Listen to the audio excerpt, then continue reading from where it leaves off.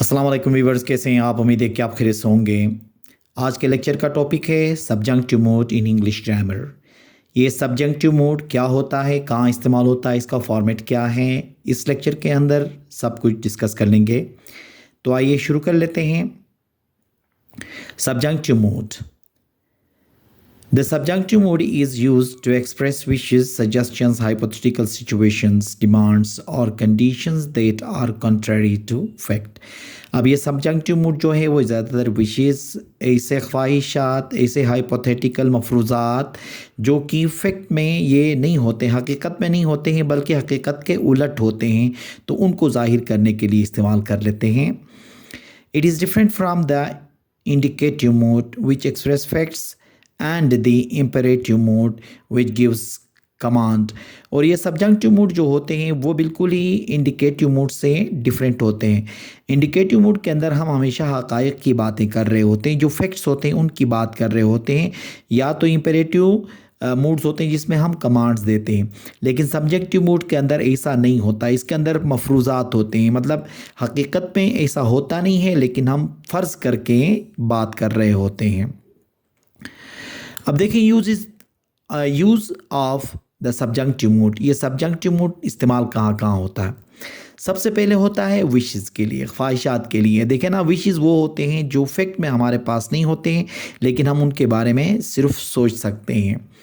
जैसे कि देखें, use to talk about something that is not true now और something you wish were different. मतलब विश उसको हम कहते हैं जो हकीकत में हमारे पास नहीं है, ठीक है, सिर्फ क्या करते हैं, फ़र्ज़ कर लेते हैं या ख्वाहिश ज़ाहिर कर रहे होते हैं। इसका जो स्ट्रक्चर होगा, सब्जेक्ट के बाद फिर विश, फिर उसके बाद फिर सब्जेक्ट, और साथ में क्या है, पास सिंपल। और यहाँ पे ये जहन में रख लीजिएगा कि यहाँ पे टू बी मतलब यहाँ पे वॉज का इस्तेमाल नहीं होता है, यहाँ पे हर एक के साथ क्या इस्तेमाल करते हैं, हम वर इस्तेमाल कर लेते हैं, ठीक है। जैसे कि देखें, I wish I were a doctor, काश कि मैं डॉक्टर होता। अब यहाँ पे देखें ना, हकीकत में तो डॉक्टर नहीं हूँ लेकिन मैं सिर्फ ख्वाहिश का इजहार कर रहा होता हूँ। इसी तरह से she wishes she had more time, काश उसके पास ज़्यादा वक्त होता। इन सब में देख लीजिएगा, क्योंकि विश के बाद क्या इस्तेमाल हुआ है, पास सिंपल का इस्तेमाल हुआ है, तो ये सारे क्या हैं, ये सब्जंक्टिव मूड कहलाते हैं, जिसके अंदर रियल में तो वो चीज़ नहीं है लेकिन सिर्फ क्या करते हैं, ख्वाहिश ज़ाहिर करते हैं।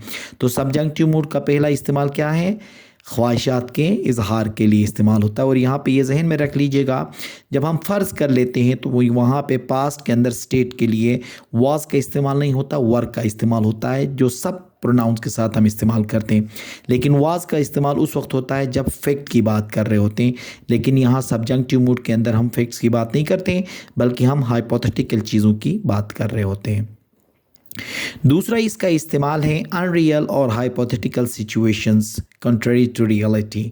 अब इसके अंदर सारे हम मफरूज़ात की बात करते हैं, फ़र्ज़ कर लेते हैं, रियलिटी में वो चीज़ होता नहीं है। अब इसके देखें, often used in if clause to express imaginary और अनलाइकली कंडीशन। इसके अंदर हम इफ़ क्लास की इस्तेमाल करते हैं अगर ऐसा होता कहने के लिए। जैसे कि इसका स्ट्रक्चर देखें, इफ़ के बाद सब्जेक्ट, फिर उसके बाद पास्ट सिंपल, फिर सब्जेक्ट, फिर वुड, कुड, माइट, इसके साथ वर्ब की फर्स्ट फॉर्म इस्तेमाल करते हैं। जैसे कि if I were you I would take the job. अगर मैं होता, अगर मैं आप होता या तुम होता तो वो नौकरी ले लेता। इसका मतलब ये है कि अगर मैं आपके जगह में होता तो वो नौकरी ले लेता। तो इसमें देख लेना, सारा का सारा क्या है, इमेजिनेशन है, न मैं आप था और न मैंने नौकरी ले लिया है। इसी तरह देखें, if I had a car, if he had a car he could drive to work. अगर उसके पास गाड़ी होती तो वो काम पर चला जा सकता या जा सकता। अब इसमें भी देखें ना, ना उसके पास गाड़ी है और ना वो जा सकता है, इसमें भी क्या किया हुआ है, हम लोगों ने फ़र्ज़ किया हुआ है।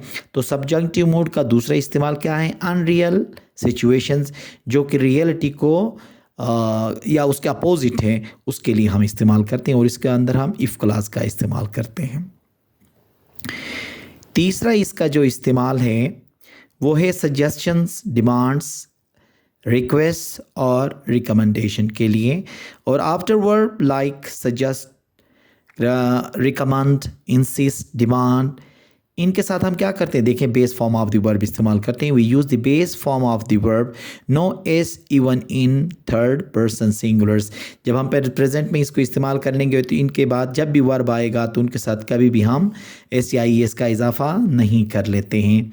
जैसे कि देखें सब्जेक्ट के साथ वर्ब आएगा और वर्ब में क्या क्या चीज़ें हैं, देखें सजेस्ट है, रिकमेंड है, ऐसे वाले अल्फाज आ जाएंगे। उसके बाद डेट लगा के फिर सब्जेक्ट वर्ब की फर्स्ट फॉर्म। जैसे कि देखें I suggest that he study harder. देखें ना, ही स्टडी यहाँ पे आ गया, इसका इजाफा नहीं हुआ, ठीक है। मैं तजवीज़ देता हूँ कि वो ज़्यादा मेहनत से पढ़े। अब इसमें भी क्या है, एक सजेशन है। अब इसी तरह देखें the teacher insisted that he be present. यहाँ पे देखें इज़ एम आर का इस्तेमाल नहीं हुआ। इज़ एम आर हमेशा रियल में इस्तेमाल होते हैं, हाइपोथेटिक उसके लिए नहीं होते हैं। तो यहाँ पे देखें बी का इस्तेमाल है। उस्ताद ने इसरार किया कि वो मौजूद हो। अब यहाँ पे बी इसलिए इस्तेमाल हुआ है जो कि हम हकीकत की बात नहीं कर रहे हैं यहाँ पे, ठीक है। सारा का सारा मफरूज़ों पे डिपेंड है। तो सब्जेक्टिव मोड का जो तीसरा इस्तेमाल था वो सजेशन, डिमांड्स, रिक्वेस्ट्स और रिकमेंड्स के साथ वर्ब की फर्स्ट फॉर्म इस्तेमाल करके हम इनको बना लेते हैं। वरना ये प्रेजेंट सिंपल के अंदर फैक्ट्स के लिए जब इस्तेमाल होते हैं तो आपको पता होना चाहिए कि थर्ड पर्सन के साथ एस या ई एस का इजाफा करते हैं, लेकिन सब्जेक्टिव मोड के अंदर एस या ई एस का इजाफा करने का कॉन्सेप्ट नहीं है। अब देखें ना, लास्ट में नोट है even though he studies is normally correct in the subjunctive mode we say he study। हालांकि he studies कहा तो भी ठीक है, लेकिन subjunctive mode के अंदर एस या ई एस का इजाफा करने का कोई कॉन्सेप्ट नहीं है। ये वो अल्फाज है जैसे कि सजेस्ट, रिकमेंड, इंसिस्ट, डिमांड, इनके बाद हमेशा वर्ब की फर्स्ट फॉर्म इस्तेमाल करेंगे, लेकिन एस या ई एस के बगैर इस्तेमाल होगा सब्जेक्टिव मोड के अंदर। अब इसकी समरी है, देखें सब्जेक्टिव मोड या सब्जेक्टिव क्या होते हैं, नॉट रियलिटी। इसके अंदर क्या होते हैं, विशेस होते हैं, हाइपोथेटिकल्स होते हैं और डिमांड्स होते हैं। दूसरा ये कि we use verb for all subjects in unreal past situation. Unreal past situation के अंदर हम सब प्रोनाउन के साथ या सब सब्जेक्ट के साथ वर्ब का इस्तेमाल करते हैं, वॉज का इस्तेमाल नहीं करते हैं। वॉज हमेशा रियल सिचुएशन में होता है, लेकिन वर्ब सब के साथ उस वक्त इस्तेमाल करेंगे जब हम अनरियल सिचुएशन की बात कर रहे होते हैं। इसी तरह देखें use base verb after verbs like suggest, insist, demand। जैसे कि insist है, demand है, recommend है, ये वाले जो अल्फाज हैं इनके बाद हमेशा क्या इस्तेमाल होगा, first form of the verb इस्तेमाल होगा। तो वो क्या कहलाएगा, सब्जेक्टिव मोड कहलाएगा। तो ये सब कुछ था सब्जेक्टिव मोड के बारे में, उसके इस्तेमाल कब करते हैं, फॉर्मेट्स क्या हैं, उसके स्ट्रक्चर्स क्या हैं, वो तमाम हमने इस लेक्चर में डिस्कस कर लिया। उम्मीद है कि आपको समझ में आया होगा। Thank you very much.